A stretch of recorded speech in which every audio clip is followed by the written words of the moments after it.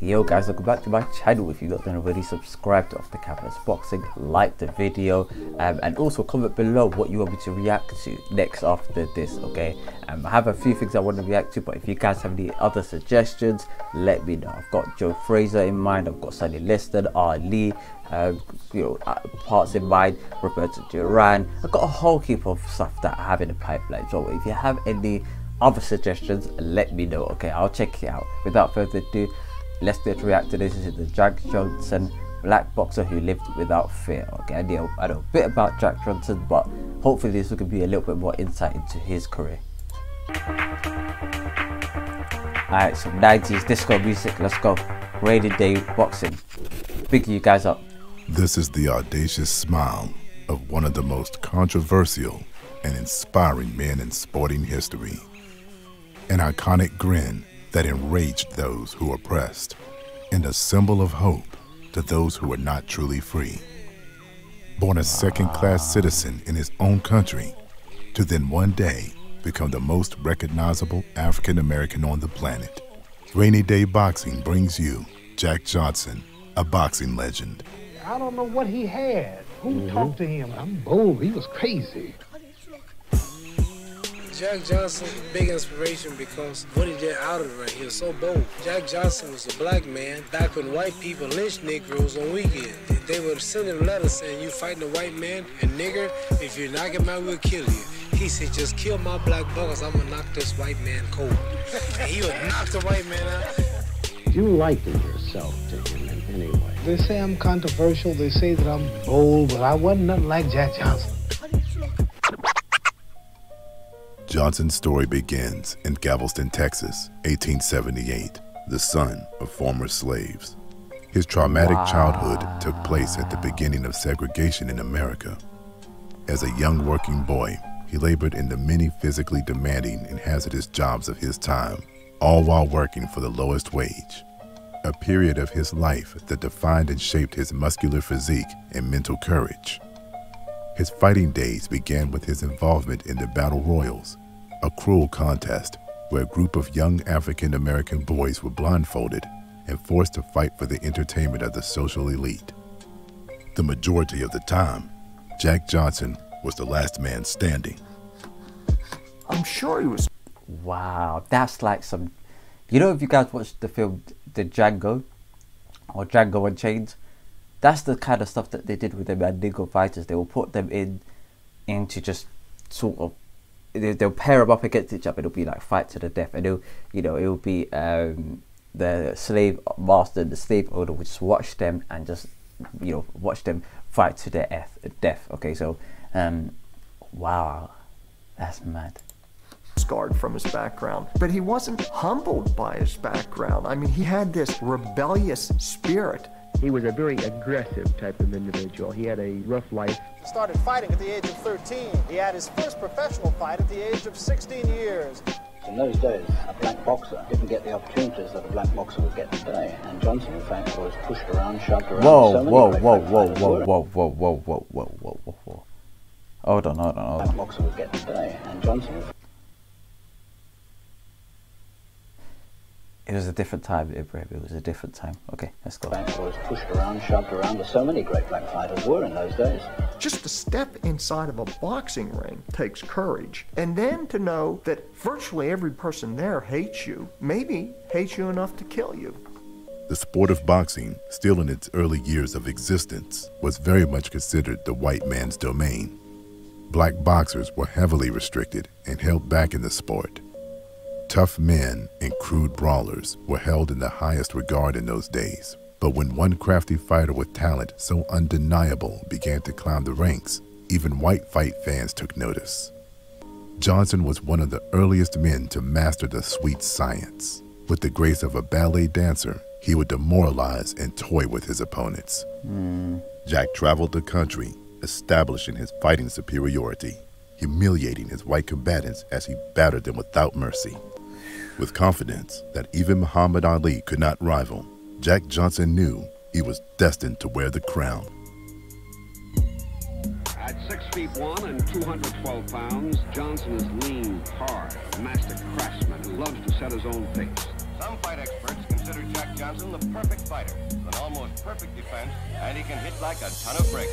Ketchel is down. That was a terrific right to the jaw. Jack Johnson was a half a century ahead of his time. He was the first fighter who thought about self-preservation when he got into the ring. And Jack Johnson was absolutely unique. For his time, he was a defensive genius. We see Johnson demonstrate his Morse code prowess by landing a rat-a-tat-tat on Flynn's nose. Jack Johnson now simply holds him off with his left and guys, I'm not being funny, yeah, but every single move that he's doing, it takes a long time to master. Some of you guys are probably watching like, you're like, he's just batting up these guys, you know, this is standard. But this move, it's not an easy move to do, where you're parrying somebody and you're kind of pulling their lead arm down and just kind of, how would I say it, miraging, you know, your shots through the lead arm is a very, very difficult move to do. Okay, especially in the boxing ring at the highest level. Especially, and also moving and timing your defenses, moving slightly over in and out of range, especially using your upper body, is very, very difficult to do. So take note, guys, this guy is doing a lot of shots, different defensive shots at the very, very highest level. So I'm impressed. Will with his right. Fireman Jim seems so confused by what looks like an impenetrable defense. At his best, he was a superb athlete and considered by many the best defensive fighter in the sport. Jack Johnson knew when to punch the reactions. and where to punch. That he was not satisfied to merely beat his opponent. He had to taunt the man he was fighting. Moran gets home with two good punches. uppercuts. The undaunted Johnson steps back and gives him a hearty round of applause. Johnson stands off and flicks stinging left jab. Looks like the champ isn't ready to knock Ketchel out yet. Well, look at Johnson hold Ketchel up. He's attacks for... He's doing it, bruv, do you know what's mad, yeah? He's doing every, I don't know how to describe it, guys, but he's taken every tool from the box. Like, every sort of defensive and attacking tactic that has been used over years across many different fighters, he's adopted it right now. The things such as when you're clinching and you're just hitting them to the body, that's something Chisora does, and he does it well as a fighter himself. Okay, it's not something that AG does a lot. It's not something that a lot of other fighters do a lot. Okay, but he's doing everything that, like, he's doing something that Tyson Fury does. He does something that AG does. He does something that Dillian does, and he's doing it in, like, he's just one fighter as he's mastered a whole craft. That's impressive. That's impressive. The great Stanley Ketchel, the Michigan assassin, is out cold. Johnson wipes two of Ketchel's teeth from his glove. Jack Johnson learned his craft. He started to get the idea that, you know, maybe he'd like to be heavyweight champion of the world. However, since the creation of the sport, black contenders were denied a chance at the championship. They were limited to the colored heavyweight title. But this was an unwritten rule that Johnson refused to accept. But this was an unwritten rule that Johnson... Let's go back a bit.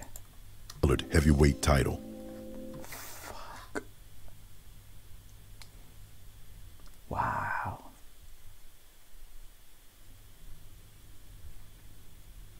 Wow. Do you know what's mad? Wow. I'm just flabbergasted. I'm flabbergasted. But this was an unwritten rule that Johnson refused to accept. White America's hero, Jim Jeffries, was the undefeated heavyweight champion, and although having had his manhood questioned by Johnson many times, he refused to give Jack a shot. He thought the title was too prestigious for black fighters. This fellow Johnson is a fair fighter, but he is a black, and for that reason I will never fight him. When there are no white men left to fight, Jeffrey said, I will quit the business. With Jeffrey's early retirement, the vacant title was fought for by two white fighters, one by Marvin Hart and then shortly taken by Canadian Tommy Burns. Unfortunately for Jack, Burns also drew the color line. But Jack hungered for the title like no man ever had or possibly ever will. For 2 years, Johnson pursued Burns around the country, even following him around the world. When Tommy traveled to London or Paris, Jack would be there, pestering the champion for a chance at the title, until finally, in Sydney, Australia, a wealthy promoter offered Burns $30,000 to fight Jack, a figure so large, if refused, his fear of Johnson would be exposed. The fight was a sellout.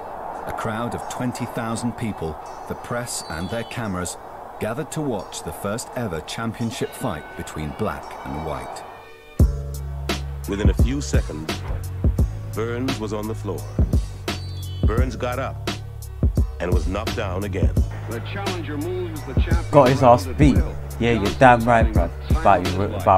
Bro, I'm not fighting a black guy, bro. Are you dumb? Nah. Here, Tommy. Now, here. Yeah, man. Played with the heavyweight champion. He would laugh and actually talk to the crowd as Burns was hitting to the stomach, laughing all the time. It's the ref Rasta. Oh, okay. Never do that. I think the ref might be Rasta. Way of demonstrating he had absolutely nothing to fear from the little heavyweight champion. As the bell rings, Jack gives a friendly little wave to Burns. See you later, Mr. Tommy. Johnson was merely toying with the champion, goading him on until the tiring Burns could no longer compete. So far as damage was concerned, Burns never landed a blow. He advances on the smaller man, and then suddenly, tiger-like, he attacks. He's whooping him. Wow. Wow. Johnson pours it on. Hooks, uppercuts. Burns is defenseless. At this very moment, the police shut off the cameras and stopped the fight. The world is spared the spectacle of a black man knocking out a white man and denied access to this historical moment. The end of the white man's domination of the heavyweight championship. After a decade-and-a-half-long career, Jack had fulfilled his dream, and so began the long career. Jack Johnson wins police stop fight. Yo, whoa, whoa, whoa, whoa, whoa. I'm not even going to pronounce that word. Punishment of champion. Burns causes authorities to end bout. Jack had fulfilled his dream, and so began the torment of all white supremacists. A Negro who had worldwide fame, wealth, tailored suits, automobiles, and now the most prized possession in all of sports. And what irked the moral purists more than anything was how he openly consorted with and married white women. But whatever whites thought of him meant nothing to Jack. In fact, Johnson seemed to ensure he was hated rather than loved. No one told Johnson what to do. He lived as a free man. Jack Johnson had to be the bravest man in America. I'm amazed at what he did publicly that many would not dare to do privately. With the victory, Johnson became bolder than ever. No shit, man. You punched him up. Yo. Flaunting his title and his women. The white man's burden had become the white man's master. He loved crossing the color line. He loved doing outrageous things. Jack Johnson loved to be Jack Johnson. When Johnson was in London, he wore a golden hat and crocodile shoes, and his antics out of the ring made him increasingly unpopular. He spoke his mind and did what he wanted to do. He was a very controversial man all through his career, Johnson. He was a bit like a sort of Muhammad Ali of his day, I suppose you could say. Jack Johnson, he's banned. Of course it's controversial. Being anti-racist, yeah, it's controversial at this time. Come on, let's go. Bad black man. He put on pretty white neckties and pretty white, and had white women. You know that nigga was bold. The public did not want a black man to be the heavyweight champion of the world. A white man must be heavyweight champion. We can't stand the idea of a black being heavyweight champion. Almost immediately. This is sick. I'm enjoying this, bro. I'm enjoying this.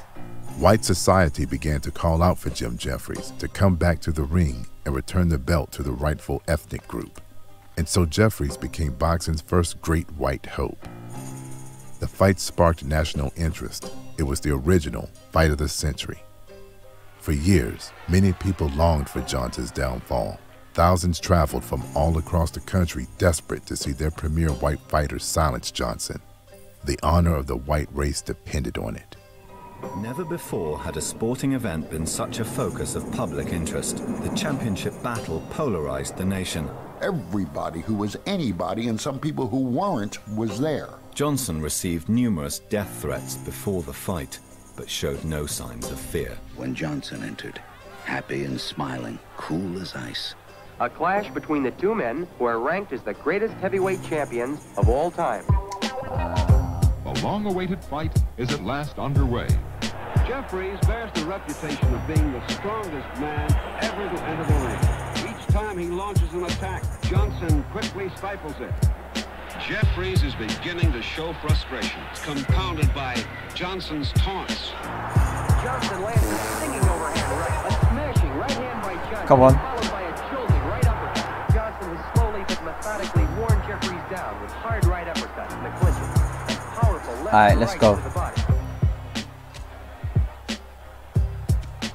Oh, good inside uppercut. 1, 2. Clinch. Oh, okay. 15, inside uppercut. Jeffries was bleeding and swollen. Johnson. Oh, he can't hack it. He can't hack it. He's done. Oh, he's turned. He's gone down. Former champion slumps like a tired old man, but gamely attempts to get up. Referee Tex Rickard holds Johnson away, but Jack smashes Jeffries through the ropes. One of the most unusual incidents in heavyweight history, as the Jeffries corner and some of the media at ringside actually helped the former champion back in his the media. Right here, Johnson showing the mark of a great champion, finishing off his opponent. The champion drives him across the ring, flattens him for the third That's time. it, khalas. He who had never been knocked down was knocked down repeatedly. After 15 bloody, one-sided rounds, Jeffries' corner called it quits. Jack Johnson had won. Nobody cheered. People filtered out of the stadium as if it was a wake, as if they were mourning the passing of something, which they were. Hold on, is that not dangerous? Hold on. Is this not dangerous? So somebody let me know. He's on a plank of wood and there's a bag of people right underneath him. That is some dangerous stuff, you know. As if it was a wake. As There's if they health were and safety mourning in the this thing, passing come on. of something, which they were. It was a triumphant moment for Johnson and all black America. Yo, the parade. The white society had lost, and they would take out their disappointment on the blacks. Race riots erupted across the country, unleashing a wave of animosity, racial hatred, and killings.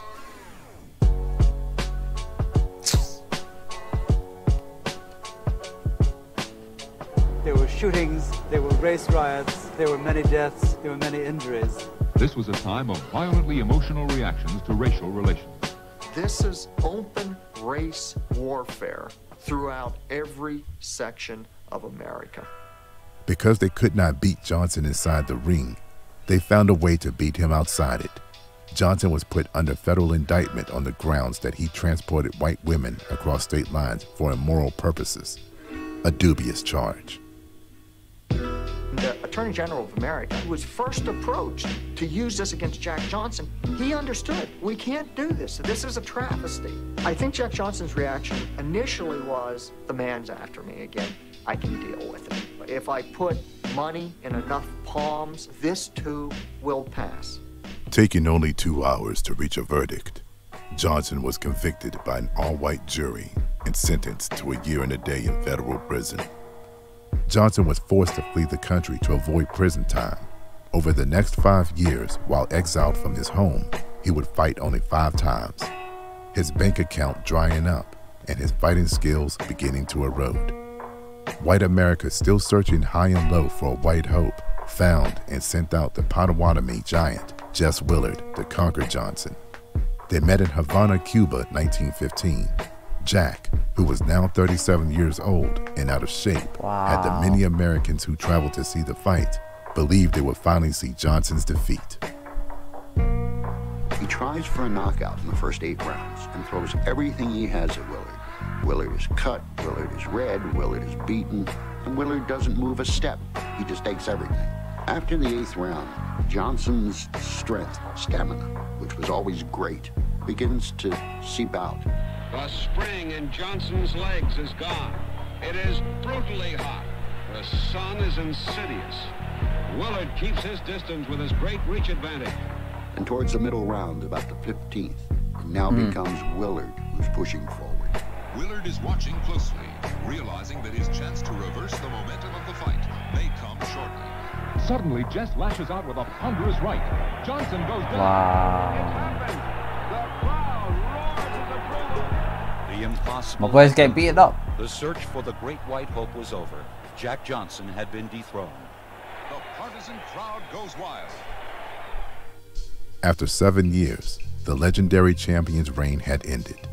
Upon his return to America, Johnson submitted to the law and did his time without complaints. He kept fighting for 16 years after his loss to Willard and competed in exhibitions until the time of his death.